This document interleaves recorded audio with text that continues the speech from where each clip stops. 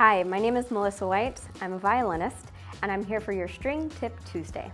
Today we're going to talk about finding some comfort at the frog. So I'm sure a lot of you have worked on using a full bow, going from frog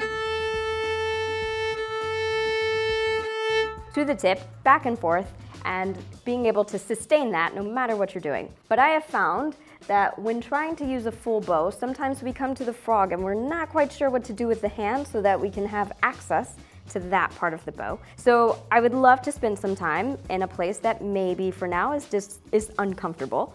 So we're gonna rest in the discomfort in order to find comfort. And we're gonna start by just bringing our bow right at the frog. And I want you to set your bow on the string, and then I just want you to start to maneuver the bow back and forth without making sound. So I'm pushing the frog away from me, and I'm pulling that frog in toward me. Now, if you're making sound, that's totally fine, but I want you to see if you can keep your bow static, staying at the frog while you do that. And now, however that felt for you, excellent. Let's go ahead and start to do what I like to call finger push-ups. So see if you can have a really nice bow hold. That means bending that knuckle of the thumb, having these fingers resting so that the padding of the fingers, you can really feel that on the bow. Not the tips here, but really the padding of those fingers. And then maintain that bow hold and start to just crawl your hand up the bow toward the tip, keeping everything nice and curved and round. Now, I'm going a little bit quickly. It's not about speed. It's really about maintaining that bow hold, keeping that pinky on top of the stick of your bow, trying not to touch the hair of your bow all at the same time. And then once you get to the tip, we're going to work our way back down to the frog. You'll find this way may be a little bit more challenging. Maybe it's easier for you. Whichever way it is, keep going. Keep working your way all the way back to the frog. You'll see that the frog is heavy, so gravity is not on your side as you make this crawl back down. And all of this exercise is doing is starting to get your fingers to feel comfortable bending and maneuvering while keeping contact on the bow, okay? So sometimes I call them finger push-ups.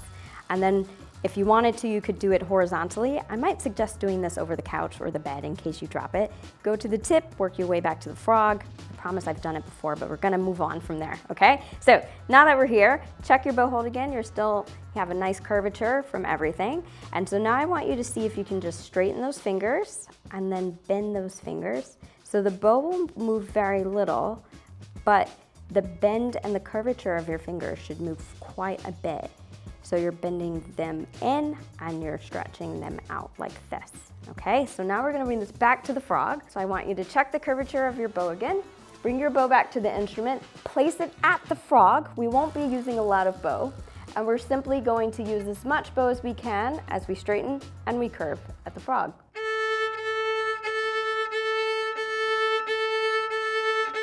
So if you're doing it and you notice your bow is starting to creep up, you can take your left hand, grab a hold of that wrist,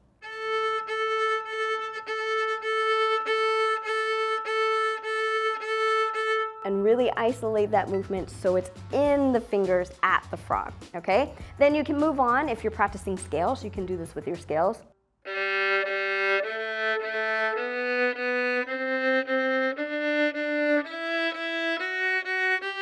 If you have a piece you're playing and you want to practice your piece, you can isolate it at the frog.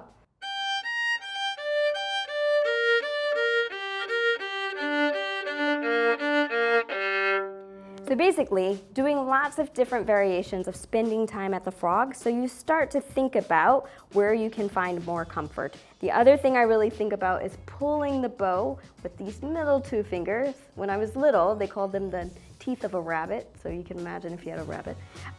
But feeling like that,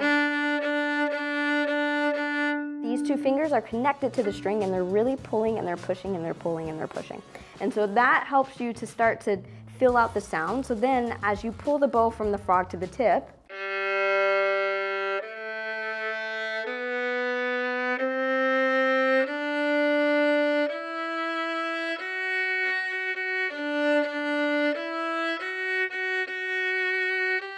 it'll allow your full bows to feel more comfortable as you're coming into the frog, because your fingers will know how to bend and then release to allow space.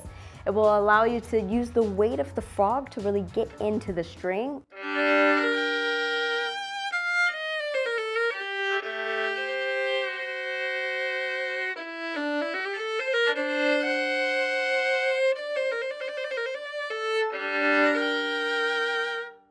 Which, as you're doing chords, you really want to be able to get that sound out of the instrument. And then lastly, when we need to save bow, we've got to use all of the bow. So it will allow us to use that part of the bow, which many of us neglect, giving us a much longer bow, and then we can play much more music and have lots more fun. So I hope this was helpful, and I hope you'll spend more time at your frog.